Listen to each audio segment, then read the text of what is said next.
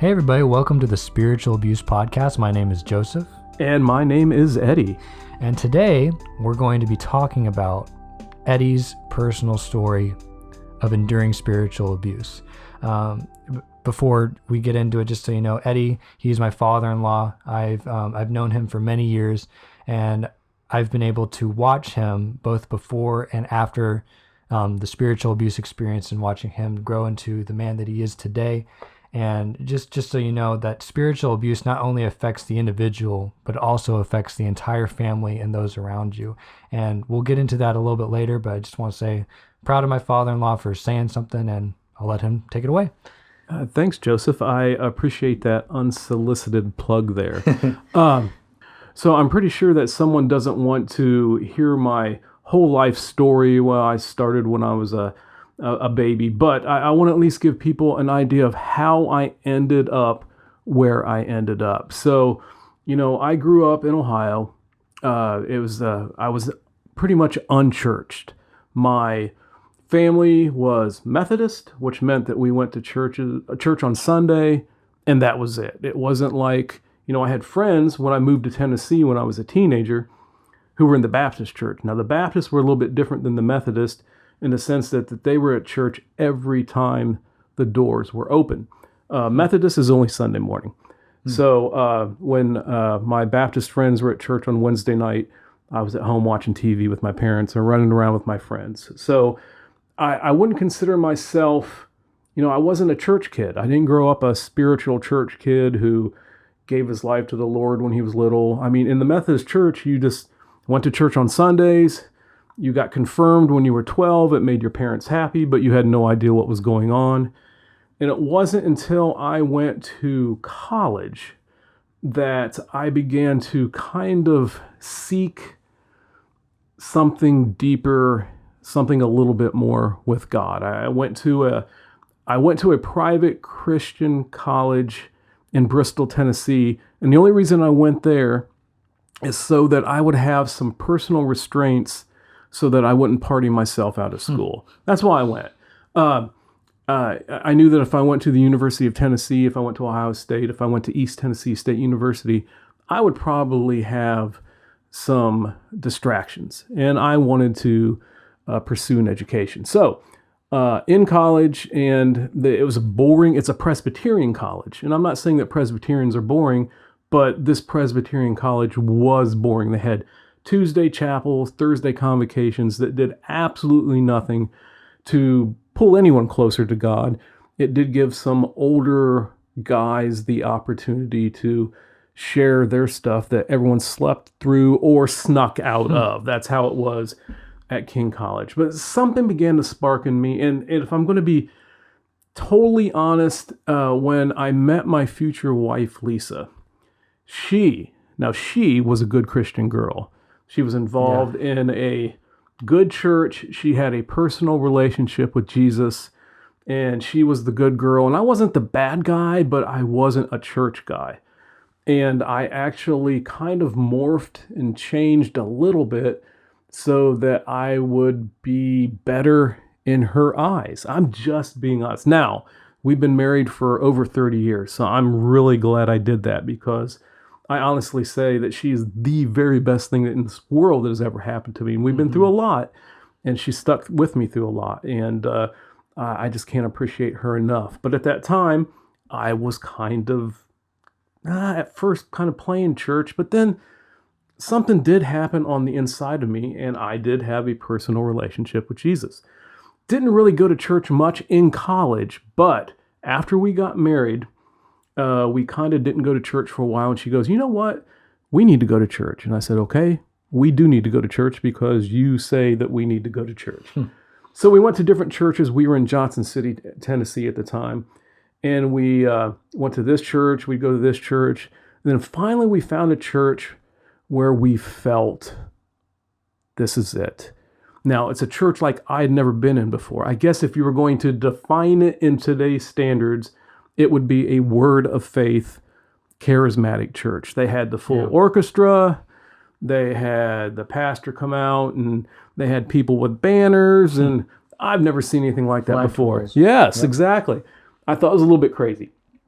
But there was something there that kept me coming back. A lot of it was the people. There were some great people. I'm still friends with some of the people that we met back there. I think that was in 1989.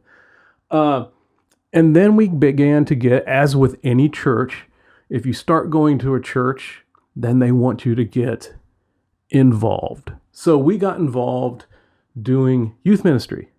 And they had a youth pastor there.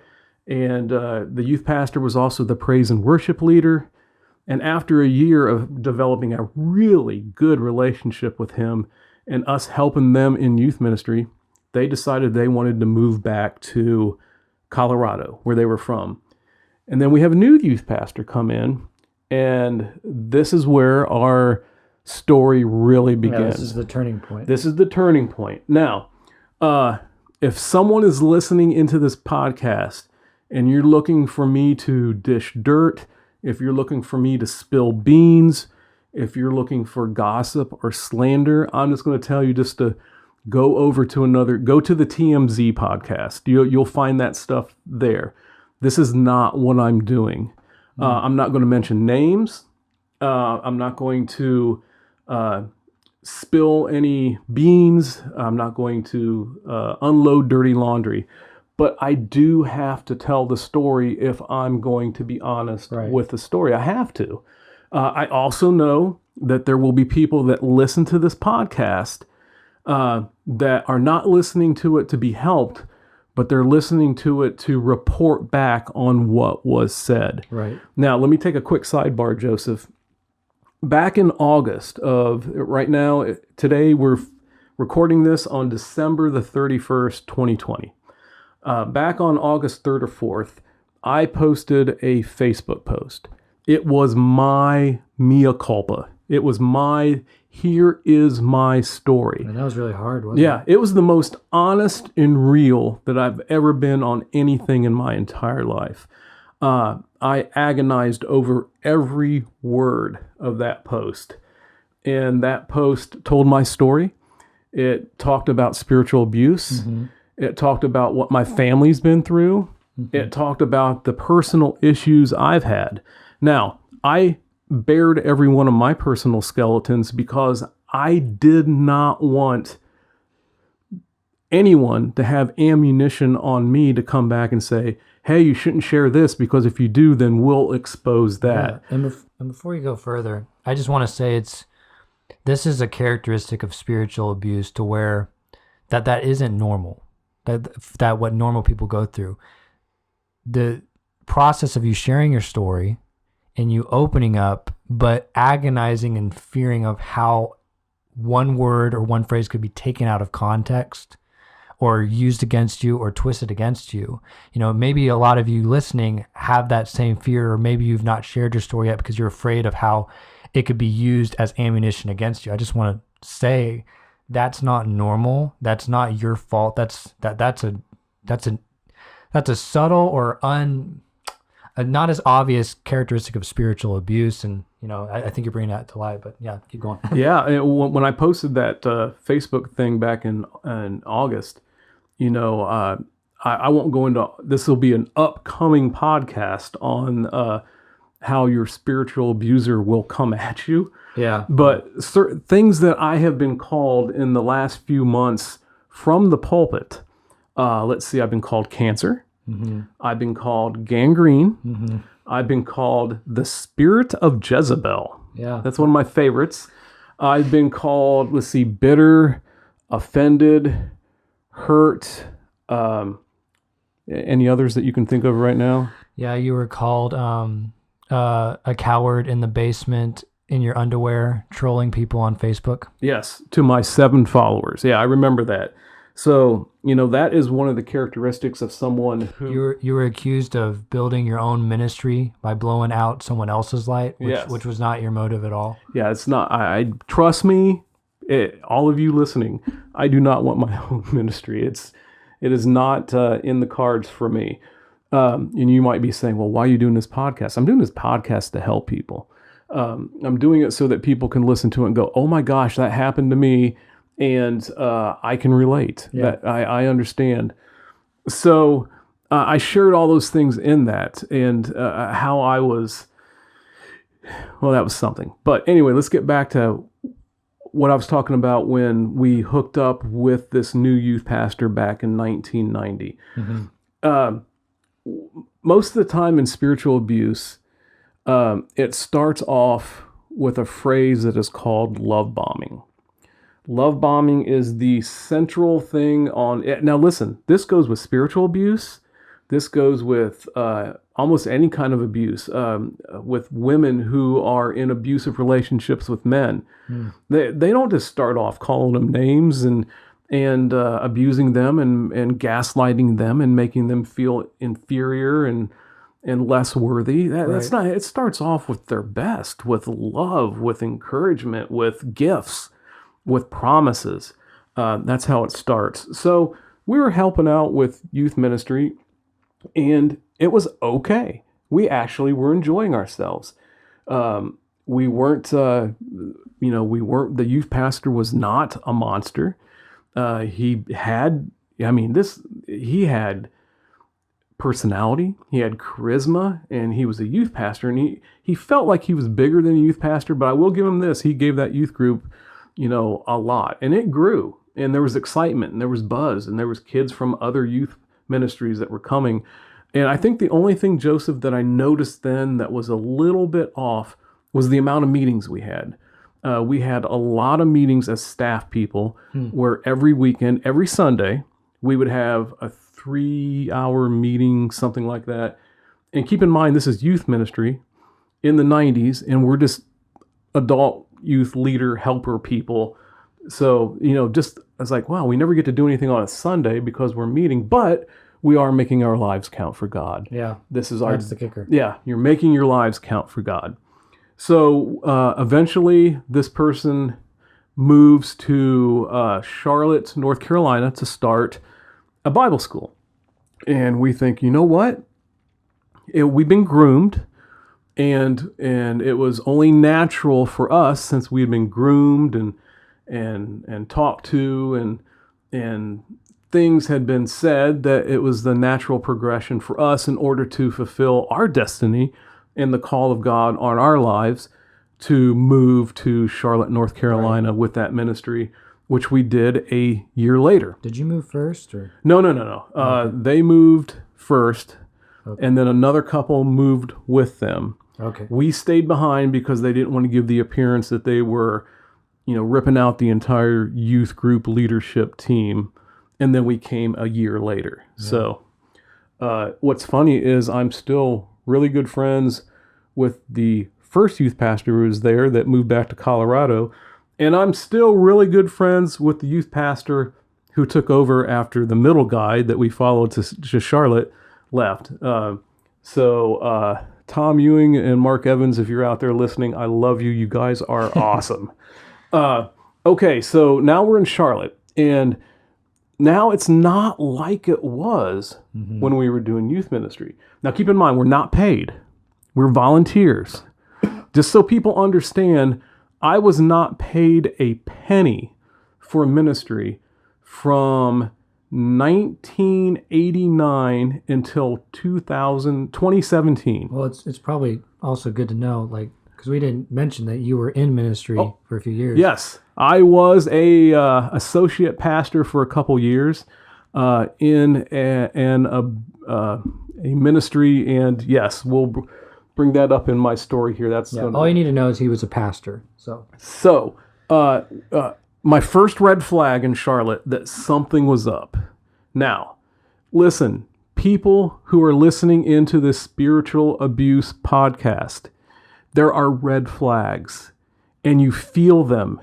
And you know them, but somehow, some way, you make excuses for them, you ignore them, you brush them to the side, and as you continue to do that over days and weeks and months and years, and then eventually decades, then you will not recognize yourself because you have been formed in an image that is not your personality. You will be formed in an image that is not who you are. You will be made in the image of what that leader wants you to be. Yeah. You will compromise. You not compromise sin, not compromise doing things the wrong way. Well, not in our situation. Yes. Well, yeah, in other situations that would be the case. So here's the first thing. And I know I'm kind of going a little long here, but my wife got a phone call, and it was a corrective message. Now that's how this ministry worked, was phone calls. You never talk to anyone live on the phone. Well, voicemails. Voicemails.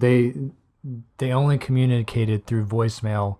If you talked on the phone, there wasn't that level of control, or what they would call it is preparation, right? The ability to, they take the scripture, we will not answer a matter before we hear it, which is not the proper use of that scripture, but twisting that scripture to say we will not say anything until we hear it first, and thus only speaking through voicemail, right? Yeah, and Joseph knows because you've been on the end of a few of those corrective voicemails, have you not? I have, yeah. From the same person. That's Joseph's story on the upcoming podcast. So it was a corrective voicemails. This was answering machine before we had smartphones. Mm-hmm. And on the answering machine, it was, you did this wrong, Lisa, that's my wife, and here's what you should have done, and I don't understand how you could do it this way, and I need you to call me back and tell me that I need both you and your husband to call back and tell me that you get this. Now, that's the shortened version. It was actually a lot harsher than that, and I wish I would have saved that. That would have been a good one to play. We could have done like a voice thing, where we morph the voice. But I called back and I said, hey, I think that message was a little harsh. You really shouldn't be talking to my wife that way. The next call that he made back was the call that changed everything. It's the pivoting point on what we thought we were getting into than to what we actually were getting into. He called back and said, I did not ask for a critique of my leadership style. That's not even up for grabs. I am calling to make sure that you understand what I'm saying is right and that you agree with it. Yeah. Do you remember what he was correcting Lisa on? It doesn't matter. I'm telling you, Joseph, over the decades, we've had thousands and thousands and thousands of corrective voicemails. I mean, you've had hundreds. So, and you weren't in it that long. So you can only imagine the thousands and thousands of corrections that we received.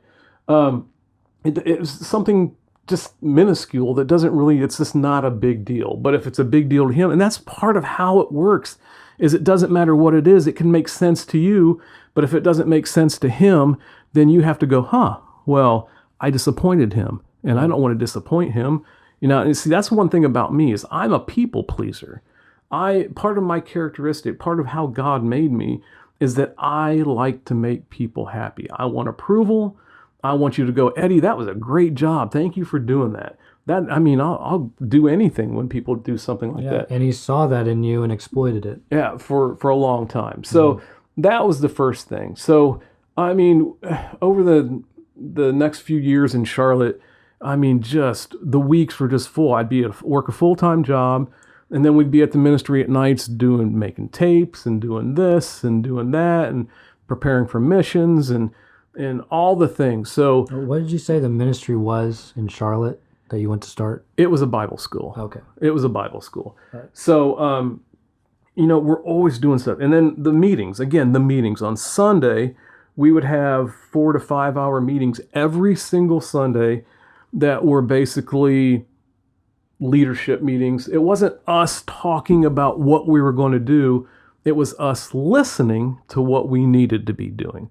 A lot of leadership training, a lot of impartation, a lot of talking, not a lot of dialoguing back and forth. Mm-hmm. Eventually, that ministry then moves to Knoxville, and it's the same thing. We're in Knoxville now doing the Bible school. And then finally, it moves to Middle Tennessee to where it's going to be a church. Now, the Bible school was okay, but it wasn't super fruitful. It was never going to be big. Yeah. But a church, you can make a big church. And when we moved to Middle Tennessee, we started small, and within... Didn't you move first to Middle Tennessee? Lisa and I were the very first forerunners that moved to Middle Tennessee. Our house was actually the very first church service of the church that was started in Middle Tennessee, and now I don't know what the attendance of the church is now, and what's on rolls versus who actually shows up, and that's not even the issue. But it grew to be a pretty big church, at least for the area. Yes, for the area, and I don't know if it's a mega church or not a mega church. Doesn't matter. It's bigger than most and fairly influential in the Middle Tennessee area, in the region county that it is. So for there, I was a volunteer for, again, Lisa and I volunteer all the time. I work a full-time job. And then, I'm talking, guys, listen, I'm working 40, 45 hours, 50 hours a week in a full-time secular job, and then duplicating that as a volunteer at this church now, where, at the expense of my wife, at the expense of my kids.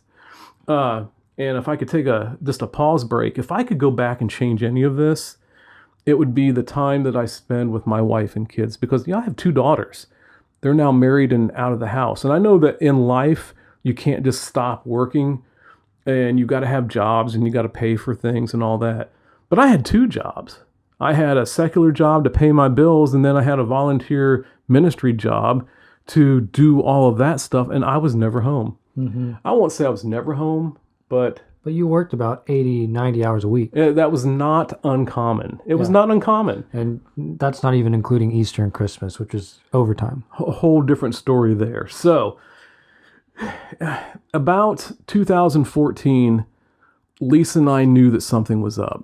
We were like, I think we're done. And we scheduled a meeting, and they wanted to know what the meeting was about. And then you always had to let them know ahead of time what the meeting was about. And we put together a thing like, I think we want to step down from our volunteer staff positions. And which that in and of itself is an anomaly, because most of the staff of the church, which they were not staffed enough for the size of the church. So they were understaffed, and on top of that, they didn't pay any of them, or they paid a small fraction. And if one got hired, it was a really, really big deal. But for the most part, their staff of 10 to 20 people was mostly volunteer, but they worked them like they were full-time staff. That is absolutely true. So I won't get into the dynamics of that meeting, but we were basically talked into staying. And here's where they got me. This is the one thing, because, if you're dealing with someone who's a strong control leader or a spiritual leader, they will use things like your destiny, the call of God on your life. You want to make sure that you've planted these seeds. You don't want to leave before your and suddenly happens. And for those of you that have been involved in church, those things will make sense to you. If you're outside of the church world, those terms might seem a little bit different. Basically, you just don't want what you've dedicated your life to be fruitless or be cut short because you leave too early to see the fruits of your labor. That's what he held over your head. Or he held this ominous, like, your life's purpose is tied to where you are here, and you don't want to go off track. Assuming there's only one life purpose, which is another topic we can discuss later. It's a whole different topic there.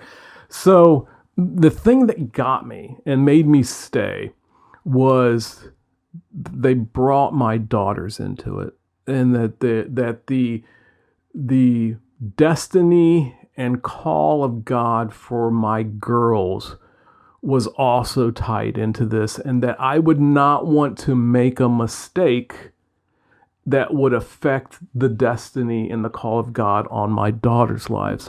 Well, at that point, you're beat down again. It's just like, okay. And then there was the like, hey, but we were always going to hire you someday. At this point, I had not been hired for 26 years. Yeah. And we were still going to hire you. So they took a lot of things off our plates, and then it was okay for a while. And see, that's the thing. People understand that when you're dealing with spiritual abuse, it's not like there's a monster who is yelling and screaming at you all the time, who is whipping you and hitting you and all that, it is subtle. It's not always bad.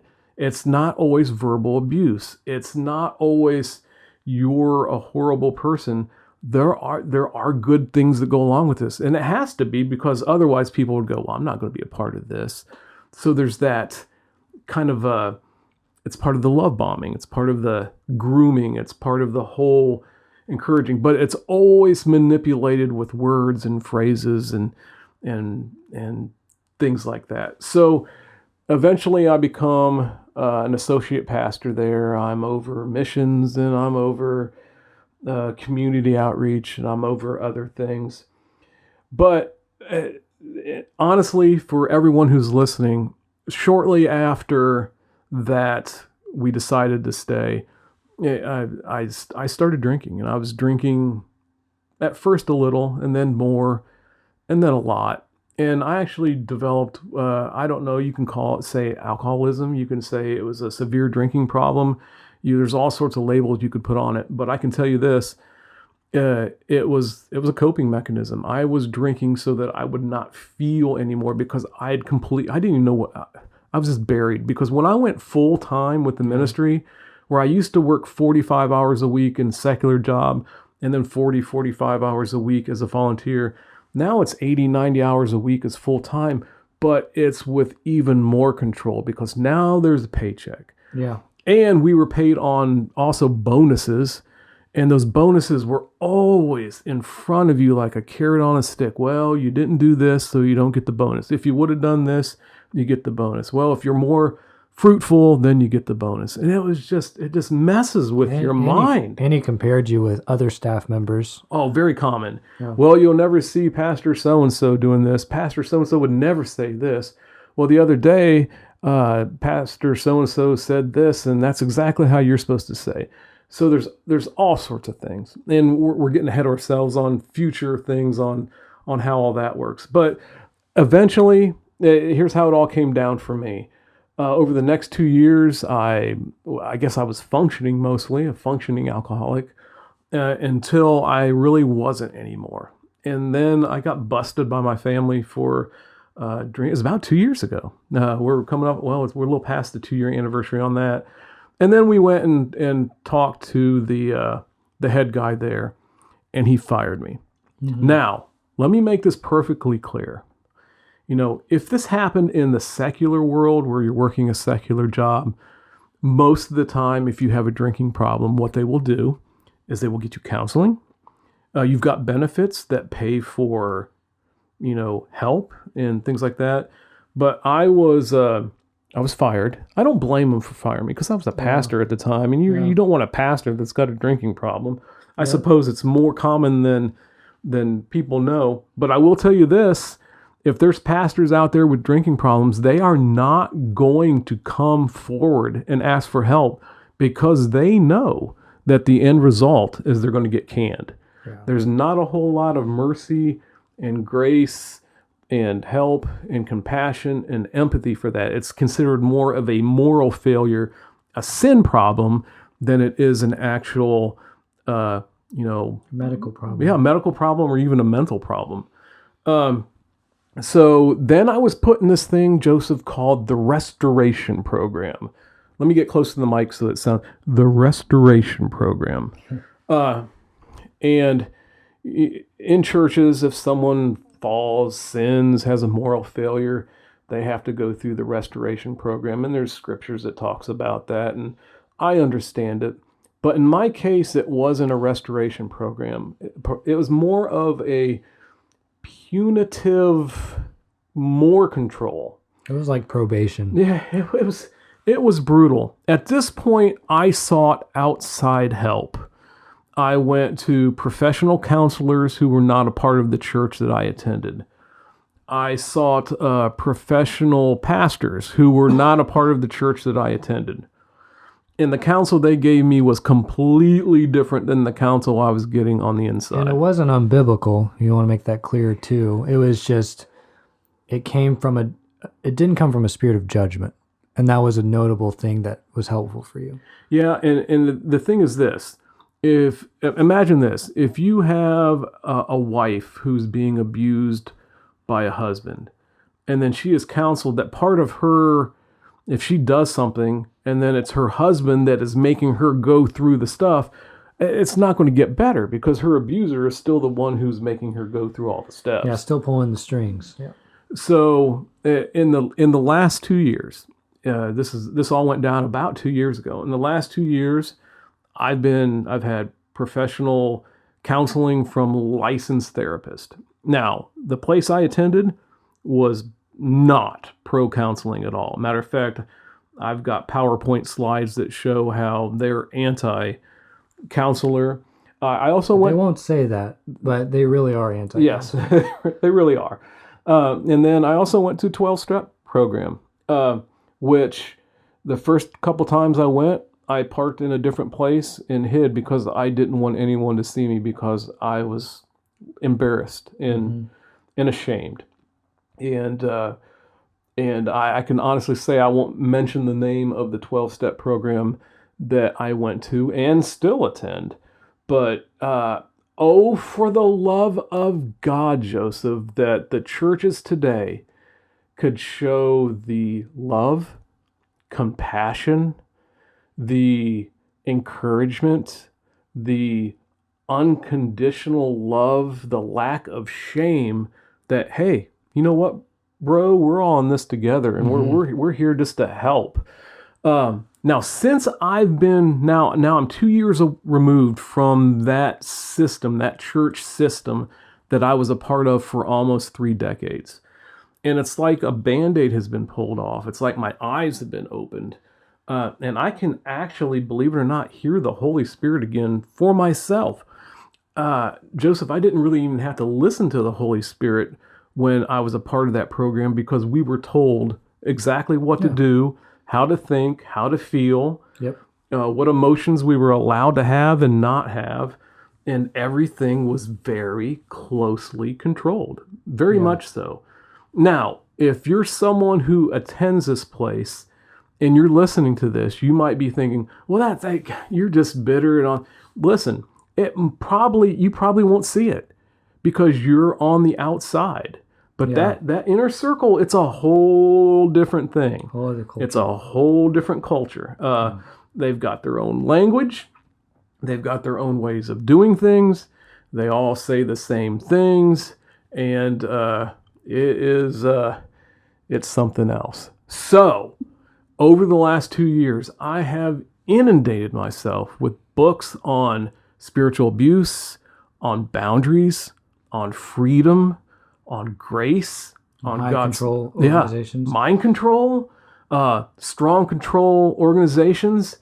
And I try not to use the C word, cult, because that word is used too flippantly. And then once you use that word, it takes people and they won't listen anymore because they say, well, you said that place was that.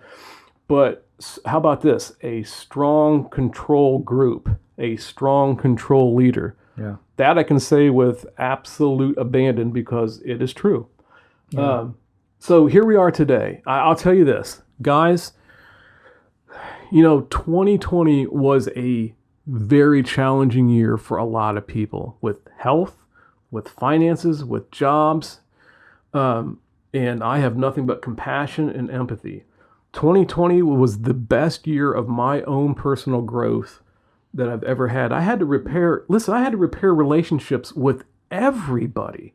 My wife and I, we were almost strangers. And this is when I was in the ministry because I was never home. Now, everything looks great to everybody because, hey, he's a pastor. Everything's got to be perfect. I was never home. It was just business. Same thing with my girls. I've dragged them along to ministry stuff, and there we were. So that's kind of my story. And now, as I'm coming out and I'm getting free, and I feel like chains have been taken off of me, I truly understand when Jesus says that, my burden's light, my yoke is easy, because we made it so complicated. You're just always doing stuff, and you got to do it this way and that way and this way and this way. And I think that the church and pastors have taken something that is so simple and built it into monuments to their own visions. Yeah. And sometimes those visions bury people. Or, there's, I don't know why people do things the way that, well, I kind of do, but I'm not a psychologist and I'm not going to play one on this podcast. But for anyone listening today, I'm at a place of freedom. I'm at a place of peace. I'm at a place of grace, and I have become a gentle person. I'm so much kinder to people now. I have empathy, and I know that everybody is going through something. Everybody is going through something. And sometimes you just can't pray it away. Sometimes you just can't listen to this CD with 6 steps on how to overcome this, and then everything's going to be magically awesome. And you have to, I've had to renew my mind. I've had to renew my mind and get all of the nuggets and the teaching and the training and the stuff that was more control and not Bible completely out of my head. I've had to relearn a new language so that I'm relatable to other people. Yeah. So I've got a few questions for you to kind of drill down on some things in your story. What would you say, looking back, because you talked a lot about losing yourself little by little, what is the main part of yourself that you lost over the past 30 years that you're starting to see resurrect again? And how, over those 30 years, was that taken away from you? Wow. Man, that's a good one.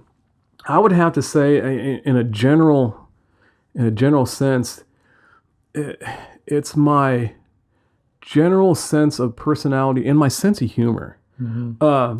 It was, if you said something that was funnier than the person before, it would be judged. You were basically, or if you said something that you thought a way that was different, it would be judged. And while you're saying this, just to give context, this is especially unique to this situation because this environment emphasized happiness, they emphasized joy, and they emphasized the ability to being happy all the time. So humor was an elevated virtue, and you were actually judged, and it was like a hierarchy of who's funnier, but you couldn't be funnier than the leader. So that's why this is so important. So this isn't a petty thing. This is actually about the foundation of the culture, about the importance of being funny, because that enhances your joy, because a merry heart does good like a medicine. So yeah, it's complicated. I mean, we'll probably have to leave that one to season 3, episode 4. So there's a lot going on there. But each day I feel like I'm becoming more of who I am. I think in life, we all want to make our lives count, and we all do want to make a difference. And sometimes leaders will use that to send you in the direction that they want you to go, or where you're best serving their purpose versus what God actually made you for. I'm not a believer that God put you on earth for one thing. I think there's a multitude of things that you can do. The most important thing is to love and encourage people. Right now, everyone I love the most in the world is in this house right now. And those are the people that suffered the most because I ignored them for a ministry call. Because I didn't want to let the leader down. And then when you do, the leader would make you feel bad. I'm talking like we missed funerals, Joseph. Yeah. We missed a funeral for a ministry event that was not even a major ministry event. And we were told, and I quote, "Let the dead bury the dead." Now, it got to the point where our families, our extended families, my parents and people on my side of the family, and my wife's parents and her side of the family, where they even just quit trying to do anything because we were pretty much isolated from family events, from visiting families, because anytime it was a major holiday, we either had church events going on or the entire staff would pack up and go on vacation together. It's all part of that isolation thing. It's just weird. Yeah. Just weird. So I'm unraveling all that. It's weird to have Thanksgiving with my actual family. Yeah. Isn't that something? And then last question, because I know it's getting a little long. Over the years, you've taken some time to reflect about your experience over the years. If you could sit down with the pastor that was the key instrument in all of this, and he was in a place to where he could truly listen to you, which if he could truly listen and take in what you had to say without correcting it, without judging it, without excusing your experience away, what would be one thing you would want to share with him that he could do better to avoid this going forward? Well, I would say this. First of all, I mean, he's driven. He works hard. He knows what he wants and goes for it. So there's characteristics of a leader that Or admirable. Yeah, that are admirable characteristics. But there is, man, how do I say it? Well, I'm just going to, one thing we're going to do on this podcast is we're going to be honest and real. We're not going to skirt around issues. We're dealing with a sense of pride. This is a man who thinks he's smarter, thinks he's brighter, thinks he's more anointed, thinks he hears from God more, thinks he has more of a direction from God, thinks he knows better for people than what they know for themselves. Not only better for people, but better for their families, better for their extended families, and actually believes he knows why you're put on this earth. Yes, right? yes. So I would tell him that just to take a step back and not be so prideful. You can't make suggestions. You can't have inputs. It's basically his way or the highway, and you learn over the years that if you have an idea on something, you're not even going to share that idea because you will be laughed at, you will be ridiculed, you will be told, and basically it's a weird environment where he gives ideas, and then pretty soon you're agreeing that his idea is the best idea, which is how that whole thing works. So I would say, take a step back and be humble and listen to people and know the state of your flock. Be able to take a step back and say, well, just because they don't even use the word busy. They use the word productive, which is weird. That's the whole different speaking life thing. So you got to know that there's people that are there, and they tell them that it's a get to and not a have to. There's a lot of people there that it's a have to, but they don't want to disappoint people. They don't want to let people down. And just to be humble and talk to people, get to know them, dig in deep. Don't let your pride and the vision drive people down. That's what I would tell them. Oh, that's good. But that's not going to happen. Yeah. Well, maybe it'll take a miracle. Okay. But, just to kind of after listening to your story, even though I've heard it again, just to kind of encapsulate it as like a key takeaway from what I'm taking from it, you can let me know if this is right. You watched yourself in a vulnerable state around your 20s, newly married, with still an idealistic view of the world. You saw that idealistic view of the world be exploited, and you trailed along over the decades that you are in the will of God. You're fulfilling your purpose. And with that string along came all the baggage of, I'm going to take your emotions away from you.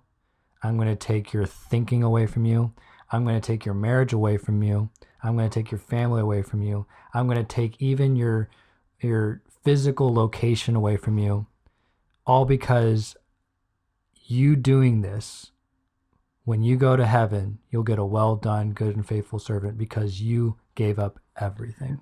Matter of fact, let me add to that. All those things are true. And it was told to us that we were going to give him, when we got to heaven, a great big kiss on the lips, thanking him for allowing us to have the opportunity to make our lives count. So, is that a good way to end today's podcast? Yeah, it will really make you think. Yeah, it will. So, guys, on our next podcast, we're going to hear Joseph's story. We're going to hear how he got where he is. It's not as long because he's half my age, but there's a lot in there, and I think it's going to help people get free. And that's what we want. We want people free from spiritual abuse, from strong control groups. They do not have to control you. And it is subtle. Those red flags, you need to listen to them. And, you just need to stand up for yourselves. It's hard. People say, well, why didn't you just leave?